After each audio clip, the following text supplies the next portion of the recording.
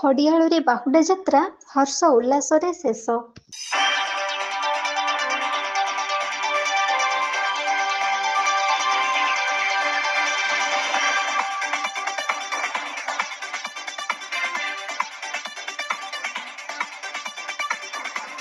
ବିଶ୍ୱ ପ୍ରସିଦ୍ଧ ରଥଯାତ୍ରା ସାରା ଦୁନିଆରେ ଭକ୍ତି ଓ ବିଶ୍ୱାସରେ ପାଳିତ ହୋଇଯାଇଥିବା ବେଳେ ଏକ ଐତିହାସିକ ରଥଯାତ୍ରାରେ ହଜାର ହଜାର ଶ୍ରଦ୍ଧାଳୁ ଯୋଗ ଦେଇ ରଥଯାତ୍ରା ପାଳନ କରିଥିଲେ।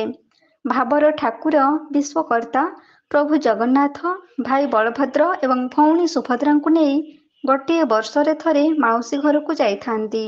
ଏହି ରଥଯାତ୍ରା ସମୟରେ ତିନି ଠାକୁର ଶ୍ରୀମନ୍ଦିରରୁ ବାହାରି ରଥରେ ବିଜେ ହୋଇ ମାଉସୀ ଘର ଅଭିମୁଖେ ଯାତ୍ରା କରିଥାନ୍ତି।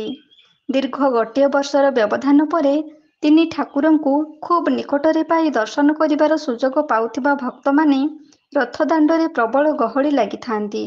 ସେହି ଭକ୍ତମାନଙ୍କ ଜନସମୁଦ୍ରରେ ରଥରେ ବସି ତିନି ଦିଅଁ ମାଉସୀ ଘରକୁ ଯାଉଥିବା ଦିନକୁ ଶ୍ରୀଗୁଣ୍ଡିଚା ରଥଯାତ୍ରା କୁହାଯାଉଥିବା ବେଳେ ମାଉସୀ ଘରୁ ଫେରିବା ଦିନକୁ ବାହୁଡ଼ା ଯାତ୍ରା କହିଥାନ୍ତି। ସେହି ବଡ଼ ଠାକୁରଙ୍କ ରଥଯାତ୍ରା ନିକଟରେ ଶେଷ ହୋଇଯାଇଛି। ତିନି ଠାକୁର ଏବେ ମାଉସୀ ଘରୁ ଫେରିଆସି ଶ୍ରୀମନ୍ଦିରରେ ବିଜେ କରିବା ପାଇଁ ପ୍ରସ୍ତୁତ ହେଲେଣି। ମାଉସୀ ଘରୁ ଫେରିବା ପରେ ନୀତି ନିୟମ ଅନୁସାରେ ଶ୍ରୀମନ୍ଦିର ବିଜେ ପୂର୍ବରୁ ସମସ୍ତ କର୍ମକର୍ମାଣୀ ସାରି ତିନି ଦିଅଁଙ୍କୁ ଶ୍ରୀମନ୍ଦିରକୁ ନେଇଯିବେ।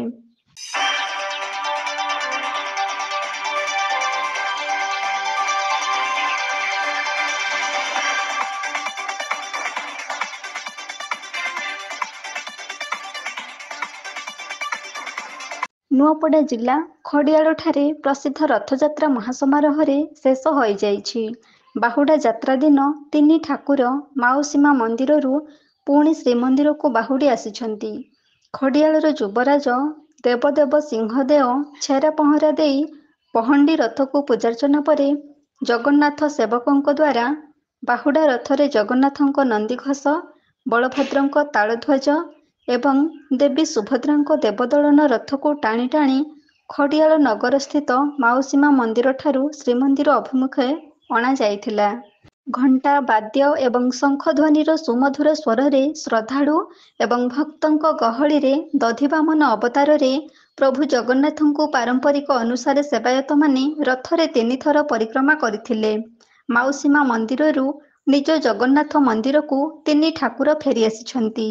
ତିନି ଗୋଟି ରଥରେ ତିନି ଅବତାର ନେଇ ଖଡ଼ିଆଳ ନଗର ପରିକ୍ରମା କରିଥାନ୍ତି।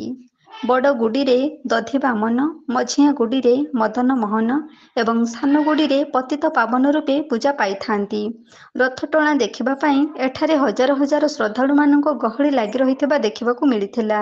ଶ୍ରଦ୍ଧାଳୁ ଏବଂ ଭକ୍ତଙ୍କ ଗହଳି ମଧ୍ୟରେ ତିନି ଠାକୁର ରଥରୂଢ଼ା ହୋଇ ମାଉସୀ ମା ମନ୍ଦିରଠାରୁ ଜଗନ୍ନାଥ ମନ୍ଦିର ସମ୍ମୁଖକୁ ପହଞ୍ଚି ଆସିଛନ୍ତି।